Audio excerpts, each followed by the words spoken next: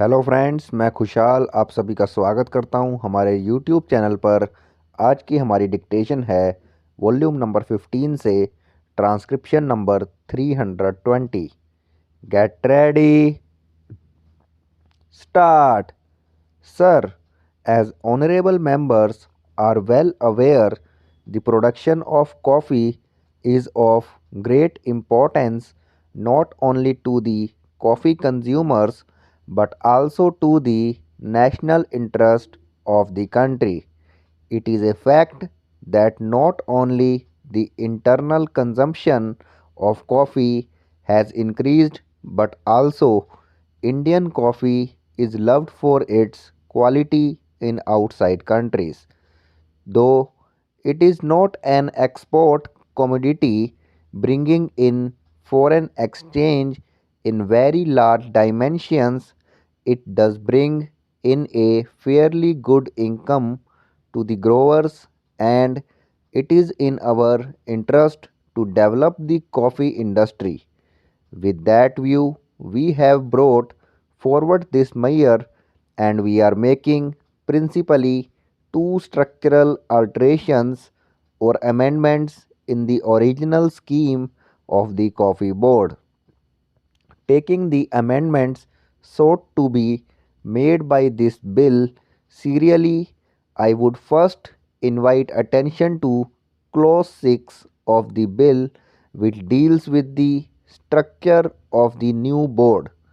There is also the provision for the appointment of the chairman of the board by the government.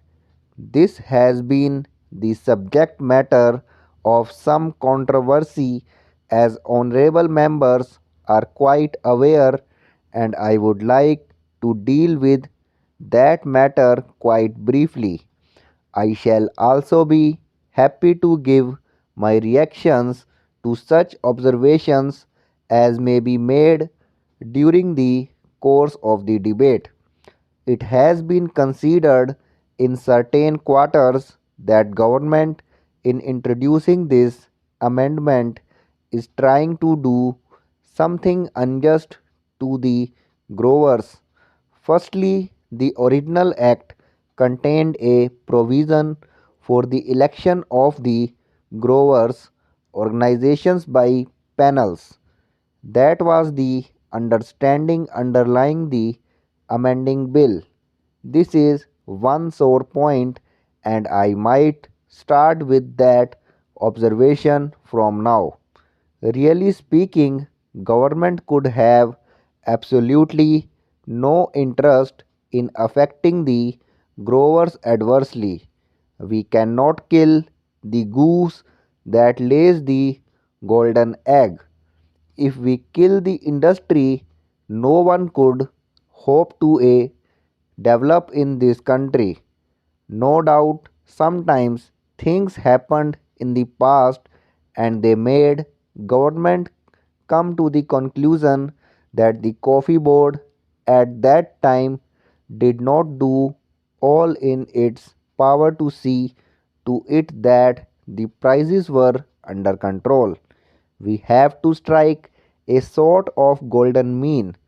It is not that only the growers' interests are supreme, but I am quite sure that whereas the growers' interests have to be important, the interests of the consumers have also to be taken into account. Take the tariff commission, for instance, it goes into the cost of production of the indigenous production and also finds out the import price of an imported product.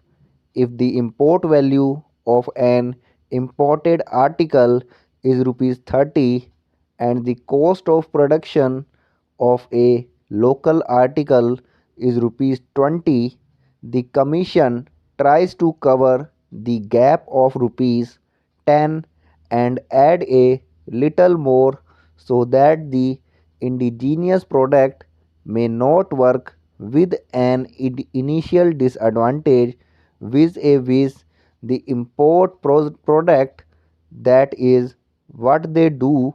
So in the case of productivity industry, it goes without saying that the margin to the grower should be important and should be a sufficient incentive, but then we have to look at other factors also.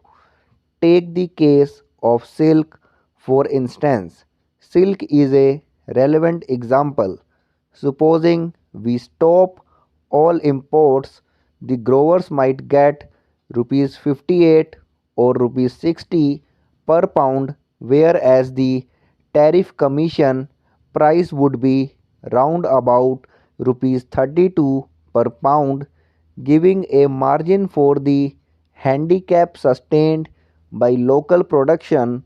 If prices soar high, they have a deleterious effect on industry, though for the time being, persons in charge of particular concerns may profit by it today and tomorrow. This is not beneficial for the long range point of view, and in as much as we want this coffee industry to develop in the long run into a very prosperous industry, not only to satisfy the internal needs but also to satisfy our exports as much as possible, we must take effective and proper steps. Just as we must see to it that the grower gets a proper margin, it is equally important to see that the grower's prices are not such as would result in prejudice to the particular industry in the long run. In the near future, it may be advantageous for us to do that. During the current year, we could find it possible to increase the quota because production was higher than before, and we went to go ahead further than we did so far in increasing production. Maybe if production increases, we might be able to do it, and we would be very happy to give as great a quota as possible because it naturally helps the industry. But we have to look after the international internal consumer also. We cannot neglect the interests of the internal consumer.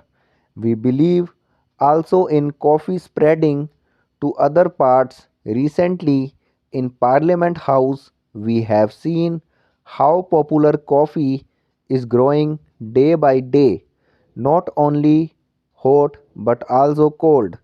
There should be further expansion in the activities of the coffee board. Thanks for watching this video.